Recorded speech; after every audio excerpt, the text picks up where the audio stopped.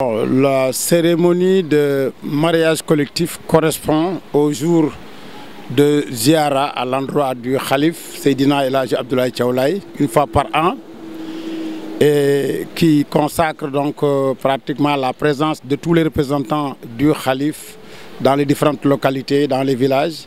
Également l'ensemble du bureau de la fédération et de ses membres et le groupement central qui est l'organe qui coiffe tout cela. Donc les talibis viennent de partout, de Thiès, de Saint-Louis et d'ailleurs, et dans tout le Diender. Donc dans l'après-midi du samedi 6 janvier pour cette année-ci, 2018, à partir de 15 h, donc ponctué de Zikroullah, mais concomitamment la célébration des différents mariages, n'est-ce pas, qui pour les 2 années passées ont atteint le nombre de 120 mariages scellés en une seule journée. Pratiquement c'est de tout le temps parce que même du temps du premier Khalif Seydina Issa Rouhou Laye, fils de Seydina Limamou Laye alayhi salatu wassalam, qui a été Khalif, qui a été Seydina Issa Rouhou Laye, il a été Khalif de 1909 à 1949. Donc vers les années 30 et 40, il arrivait que les femmes qui cherchaient du bois mort en brousse revenaient et recevaient l'information selon laquelle elles ont été données en mariage. Voyez-vous. Donc cette pratique s'est perpétuée sous le khalifat de son frère cadet Seydina Mandione de 49 à 1971 et particulièrement maintenant de manière beaucoup plus remarquable sous le khalifat de Baye Sidi Thiaw, 3e khalif du Mahdi, qui a été khalif lui de 1971 à 1987.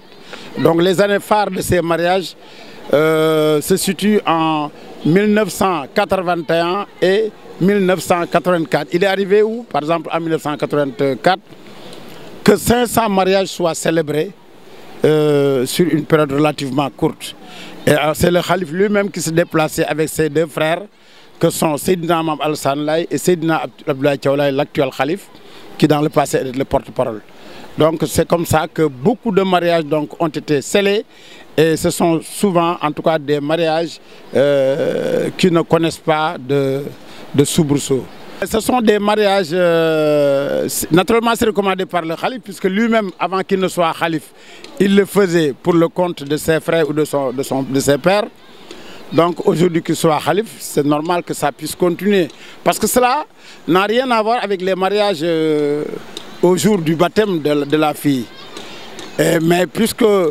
Pour vous faire un peu un corollaire, on fait une déclaration des enfants qui sont nés, n'est-ce pas, pour avoir le bulletin de naissance. Mais il arrive que la déclaration ne soit pas faite et qu'un bon moment, à l'occasion des audiences foraines, qu'on puisse régulariser plusieurs cas de naissance.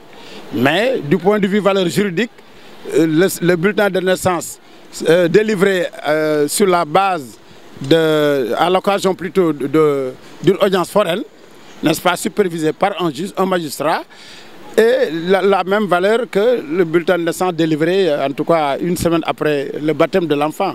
Voilà, donc, puisque quand on vous donne en mariage le jour de votre baptême, arrivé à l'âge nébule, vous pouvez ne pas accepter celui qu'on vous avait proposé. Et auquel cas, n'est-ce pas, on casse le mariage pour vous donner un mariage à quelqu'un. Et de ce point de vue, beaucoup de cas de cette nature sont régularisés. Il y a également des divorcés ou des veuves. En tout cas, c'est l'occasion au moins pour sceller des mariages, d'autant que le prophète Seydina Limamou alayhi salatu wassalam a dit qu'il a visité le paradis, mais il n'a pas vu là-bas une femme non mariée et un garçon non circoncis. Donc c'est une pratique qui est conforme à la loi positive, mais également à la charia. Non, aucunement, puisqu'il y a un travail en amont qui se fait. Parce qu'avant le jour J, notamment le jour de la Ziara, bon, pour ce qui concerne les parties, notamment les conjoints, il y a d'abord l'accord des 2 parties, il y a l'approbation ou l'agrément des parents, n'est-ce pas? et on récupère les photocopies des différentes pièces d'identité, tout comme celles des témoins. Donc le mariage est célébré en bonne et due forme devant l'imam qui fait le sermon. Et voilà, un certificat de mariage est délivré par la mosquée pour ensuite être suivi du certificat au niveau de l'état civil. Donc c'est un mariage tout à fait correct, il n'y a pas du tout de problème et il y a une sorte de facilitation. Donc le processus est fait. La procédure et ce qui l'incarne tente tout à fait de faciliter le scellage de le scellement de ces mariages.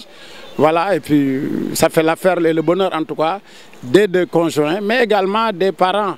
Autrement dit, si on devait attendre à ce que des sommes assez importantes soient données avant, en tout cas ce qu'il convient de préciser, c'est que les mariages ne sont pas des mariages forcés, encore moins en tout cas de ce qu'on peut appeler des mariages précoces. Parce que je condamne ce slogan importé de l'Occident où on parle très souvent de mariage précoce, mais on ne parle jamais de sexualité précoce. Donc tout récemment, dans la région de Kolda, il y a eu en moins de 2 ans 200 grossesses et ça concerne essentiellement les élèves de CM2 jusqu'en terminale.